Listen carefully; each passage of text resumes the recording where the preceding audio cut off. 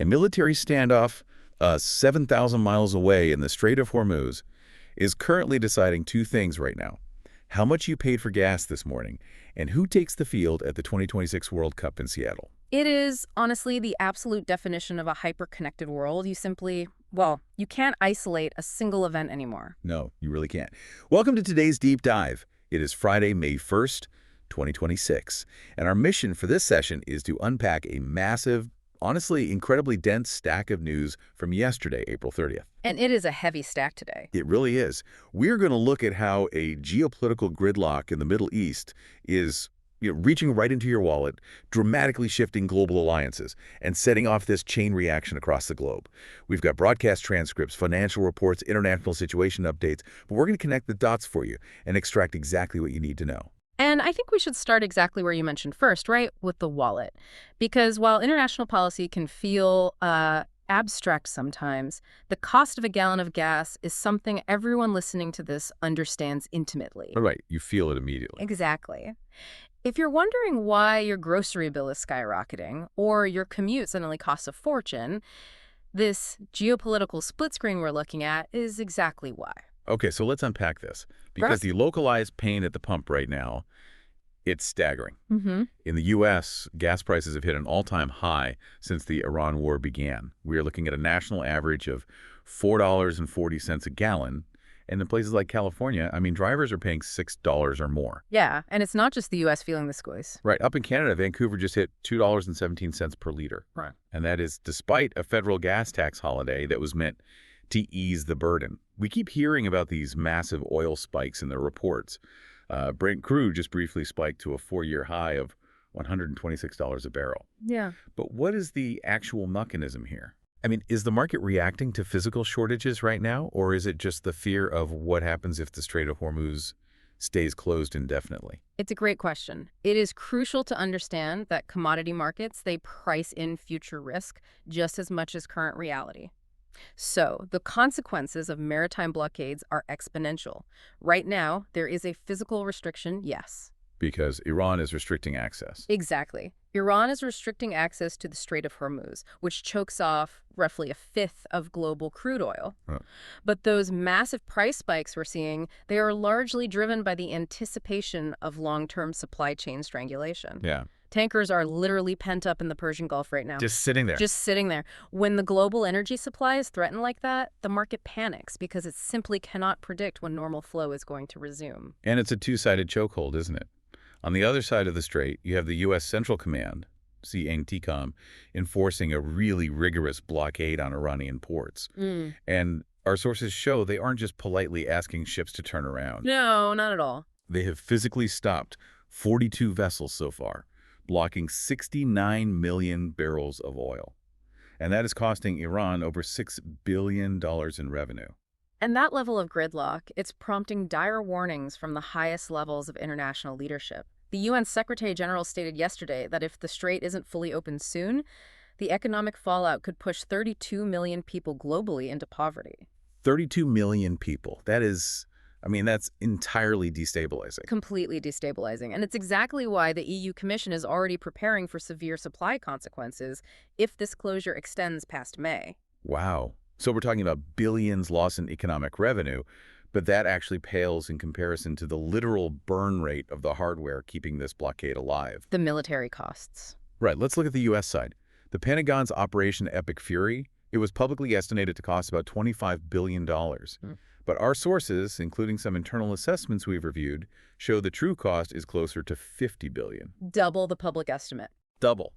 And a lot of that gap comes down to replacing incredibly expensive hardware, like the MQ-9 Reaper drones. Right, and we have to remember, a Reaper drone isn't just a remote control plane. It is a highly sophisticated flying sensor suite that costs around $30 million a piece. Yeah, they've lost quite a few. The military has lost 24 of them. So modern warfare just burns through capital at an astonishing rate. And this financial strain, it's playing out against a very real ticking legal clock on Capitol Hill right now. Yes, Defense Secretary Pete Hegseth. He's currently facing off with lawmakers over the War Powers Act. Now, the law says the president has a 60-day window to wage war without explicit congressional approval, and that window is rapidly closing. Very rapidly. But Hegseth is arguing that because there is currently a temporary ceasefire, it pauses the clock. I have to say, Hegseth is essentially treating the War Powers Act like a chess clock, hitting the button to pause it during a ceasefire. But does the law actually support that, or are we in uncharted legal territory here? We are firmly in uncharted territory. Lawmakers on both sides of the aisle are pushing back on this aggressively because the statute does not explicitly support pausing the clock. The War Powers Resolution of 1973 was designed to check presidential power, not to be a stopwatch that can just be paused whenever shooting temporarily stops. Because ceasefires are so unpredictable. Exactly. Ceasefires in modern conflicts are incredibly fragile. If the executive branch can just hit pause on congressional oversight, it fundamentally alters the balance of war-making powers in the U.S. But the political maneuvering isn't just happening in Washington. Over in Iran, a massive power struggle is unfolding behind closed doors, and it's really dictating exactly how long this crisis is going to drag on. That's right. The new supreme leader, Mojtaba Khamenei. Right, he issued a statement declaring that Iran will retain control of the strait and will absolutely protect its nuclear and missile capabilities as, quote, national assets. And that hardline stance is being driven heavily by the IRGC commander, Major General Vahidi. Well, let me stop you there for a second, because we see the acronym IRGC everywhere in these reports, but we need to define it for the listener. That's the Islamic Revolutionary Guard Corps, right? Correct. How are they actually different from the regular Iranian military or the civilian government? It's an excellent point to clarify. The IRGC is essentially a parallel military force in Iran. While the traditional military defends the country's borders, the IRGC was founded specifically to protect the country's Islamic Republic political system. Oh, I see. Yeah, and over the decades, they have grown into this massive military, political, and economic powerhouse. They often operate entirely independently of the elected civilian government. Which explains the incredible friction we are seeing in our sources today. Because Major General Vahidi of the IRGC, he appears to be dominating the actual decision-making process right now. He is. Iran's foreign minister, Abbas Araqi, who has historically been more of a pragmatist, is reportedly just following Vahidi's instructions.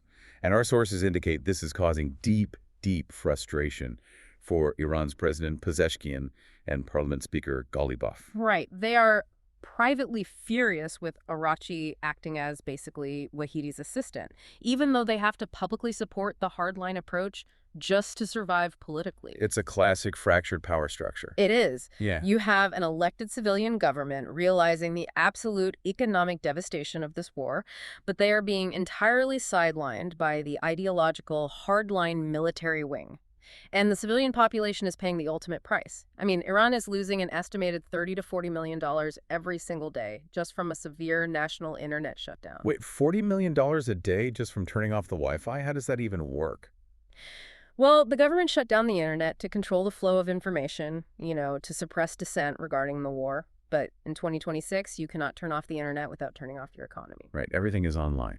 Everything. E-commerce, digital payments, international banking, it all just halts. It is massive economic self-harm.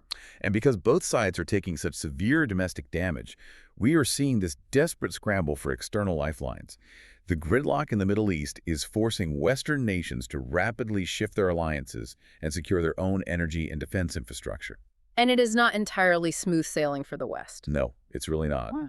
The U.S. president has actually threatened to reduce the number of American troops in Germany after the German chancellor criticized the U.S. strategy in the Middle East. Which is a remarkable crack in the traditional NATO alliance. But conversely, the relationship between the U.S. and the U.K. is thriving right now. Yes, and the mechanism for that is fascinating to me.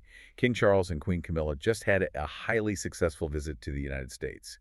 And immediately following that visit, the U.S. completely dropped tariffs on Scottish whiskey. It's incredible timing. Are you telling me that a royal visit, smiles, waves, state dinners, that was the catalyst for removing a major international tariff during a global supply chain panic? That is exactly the power of soft diplomacy. When hard power alliances are strained, nations use these cultural and historical ties to grease the wheels of economic policy. The royal visit provided the political cover needed to solidify a trade win for both sides. Makes sense. And it aligns perfectly with the UK's broader alignment with U.S. interests right now. UK Prime Minister Keir Starmer is actually looking to completely outlaw Iran's IRGC following a horrific anti-Semitic stabbing attack in London. So they are drawing very clear lines in the sand. And Canada is also stepping up into a major new role within this shifting architecture. Canada was just selected to host a brand new NATO Defense Security and Resilience Bank. That's a huge development. It is. This bank is designed to finance military purchases for NATO allies, and it's expected to create 3,500 jobs in Canada. But the biggest Canada-U.S. news from yesterday is the Bridger pipeline. The energy pivot. This is crucial. Yeah, so the U.S. just approved the Bridger pipeline, which will reuse assets from the famously canceled Keystone XL project. It's designed to bring up to 1 million barrels a day of Canadian crude oil down into the U.S. Alberta Premier Danielle Smith is heavily supporting it. But here's my issue with this. What's that? The timeline for a new pipeline is years away. They're saying maybe 2030. So is this approval a genuine solution to the current oil crisis? Or is it purely a geopolitical signal to the Middle East that North America is securing its own backyard? It is undoubtedly a geopolitical signal. I mean, a pipeline that comes online in 2030 does absolutely nothing to lower the price of gas for you tomorrow morning. Right. But the crisis in the Middle East has laid bare the extreme vulnerabilities of relying on overseas energy. Approving the Bridger pipeline tells global markets and adversaries that the U.S. and Canada are actively building immunity to future supply shocks. But you know, this scramble for security abroad is really exposing just how vulnerable we are at home. This era of high-stakes tension is mirroring a wave of significant domestic security and legal shockwaves. Absolutely. Let's look at the U.S. first. The House finally passed DHS funding, which ends the longest partial government shutdown in U.S. history, a staggering 76 days. The Department of Homeland Security has basically been running on fumes. And we are seeing the direct, localized consequences of those security failures. Exactly. We got chilling new details yesterday on the Secret Service shooting that happened at the White House Correspondents' Dinner.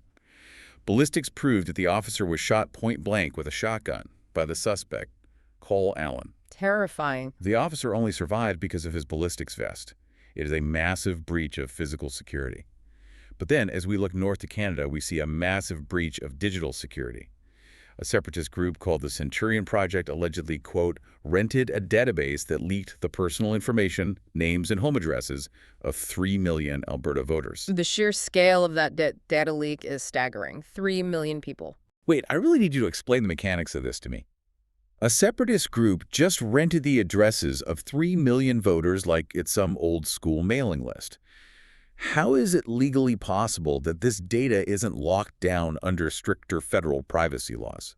Well, it's because they exploited an analog loophole in a digital age.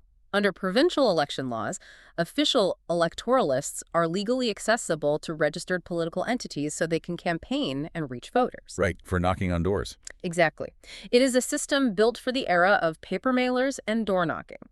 So the Centurion Project essentially registered or partnered as a political entity, legally obtaining the list. They claim they obtained it legally, literally likening it to a phone book. So they weaponized the system against itself. Precisely. Our legal frameworks for data privacy, they were built decades ago, and they are failing to protect citizens in a digital reality where data can be instantly copied, distributed, and exploited. Which is exactly why governments are scrambling to catch up right now. Yes. For instance, the Canadian government is proposing a new $352 million financial crime police agency because the current system simply cannot successfully prosecute complex digital fraud, extortion, and money laundering. It's all connected. But it's not entirely doom and gloom on the economic front today. Right. We actually have some massive economic wins in the stack of sources. We do. The EU and Mercosur's interim trade deal has officially gone into provisional application, and they expect it to boost EU exports by 39% by 2040. And for context for the listener, Mercosur is the major South American trade bloc, so it includes powerhouses like Brazil and Argentina. Right. And why is the EU pushing this so hard right now? Supply chain diversification, plain and simple. With the Middle East gridlocked and tensions high, Europe desperately needs reliable trading partners outside of traditional conflict zones. This deal has been in the works for years, but the current crisis provided the urgency to finally push it into application. That makes perfect sense. And we are seeing strange resilience in the U.S. markets, too. Yesterday, the Dow jumped 790 points, driven by massive profit reports from tech giants like Alphabet. Right, Google's parent company. Yeah. And for the listener, it can feel like severe cognitive dissonance, right? Gas is $6, a war is raging, yet the tech sector is booming. It demonstrates that the modern economy is not a monolith. Even as physical supply chains for oil and hardware are choked off, the digital and innovation sectors continue to scale and find pathways forward. Which really brings us to the human element of our deep dive today. We've talked macroeconomics, we've talked military strategy and security, but the stack of sources we're looking at is full of events that remind us of the chaotic, sometimes tragic, and surprisingly resilient nature of daily life happening in the background of all these massive shifts. Right, because behind every single headline, there are human beings navigating the fallout. Yeah, exactly. Let's start with a really bizarre piece of historical intrigue that just surfaced. The New York Times is reporting that Jeffrey Epstein may have left a suicide note that has been hidden for 7 years. Wow. Yeah, it was apparently found tucked inside a book by his cellmate, Nicholas Tartaglione, back in 2019, and it's been under seal in a criminal case ever since. It's an incredible detail that reminds us how unresolved past controversies continually bleed into the present. It certainly adds a whole new layer to a heavily scrutinized narrative. And speaking of heavily scrutinized narratives, the world of international sports is delivering a stunning diplomatic paradox right now.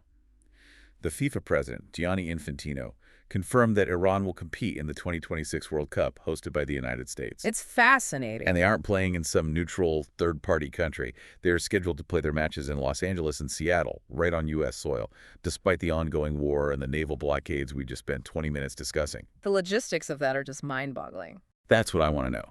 Having the Iranian national team fly into U.S. airspace, land, and play on U.S. soil while the two nations are essentially in a tense ceasefire, it feels like the ultimate geopolitical surrealism. It really does. It's giving me intense 1980 Miracle on Ice vibes, but with completely unprecedented security stakes.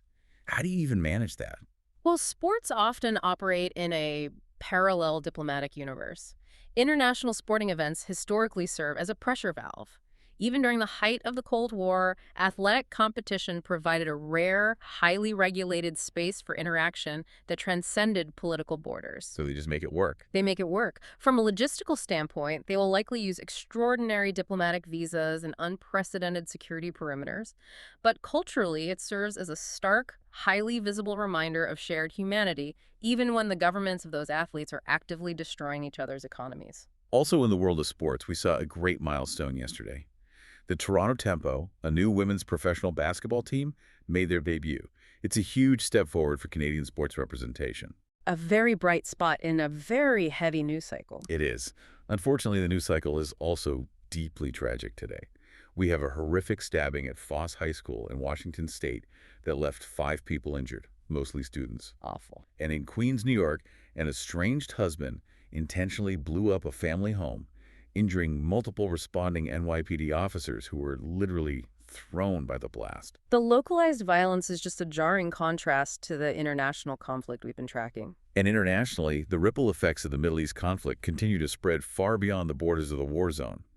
Israel intercepted a 22-vessel Gaza aid flotilla, detaining over 170 activists. But they didn't intercept it near Gaza. This happened off the coast of Greece. Right. How does an interception happen that far away? That is a crucial detail regarding international maritime law.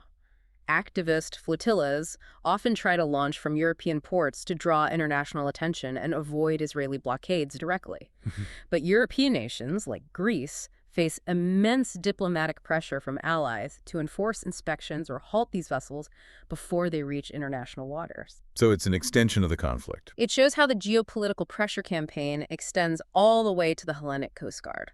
The interconnectedness is truly everywhere. But I want to end this deep dive on a story of sheer human resilience that cut through all the noise today. Please do. It comes out of Texas Children's Hospital in Houston. There were 3 young boys, Preston, Ahmed, and Nasir, all 6 or 7 years old. They spent over a year living in the hospital waiting for heart transplants. They ate together, walked the halls together, played video games, and became best friends. That's amazing. And incredibly, within a span of just 10 days, all 3 of them received life-saving heart transplants. They're all going home. That is the perfect counterweight to the geopolitical cynicism we spend so much time analyzing. It highlights the quiet, miraculous triumphs of medicine and human connection that happen every day, entirely independent of the global news cycle. It really does put things into perspective. Mm. We have covered an unbelievable breadth of information today. From the macro forces, the twin blockades choking the Strait of Hormuz, the $50 billion price tag of modern warfare, the shifting alliances redefining NATO, and the South American trade deals, down to the granular. The analog loopholes in our local voter databases, the surrealism of international soccer, and the triumph of three little boys getting new hearts in Texas. It is a massive amount to synthesize, but I want to leave you, the listener, with a final thought to ponder today. Consider how seamlessly interconnected our modern world truly is. We started by talking about a standoff in a waterway on the other side of the planet. But that dispute doesn't just dictate the price of the fuel you put in your car. It forces Europe to sign trade deals with Brazil. It reshapes the global flow of data. It redraws the maps of international pipelines across North America. It dictates military budgets, and it even decides who takes the field in a soccer tournament in Seattle. In a hyper-connected era, the butterfly effect is absolute. There are no truly foreign affairs anymore.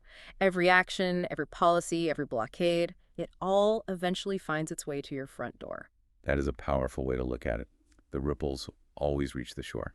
Thank you so much for joining us on this deep dive. All of today's stories were compiled from reputable sources covering yesterday's developments. Keep questioning the headlines, keep looking for those connections, and please don't forget to subscribe. And for our listeners who prefer, be sure to check out the Hindi version of our show as well. We will catch you next time.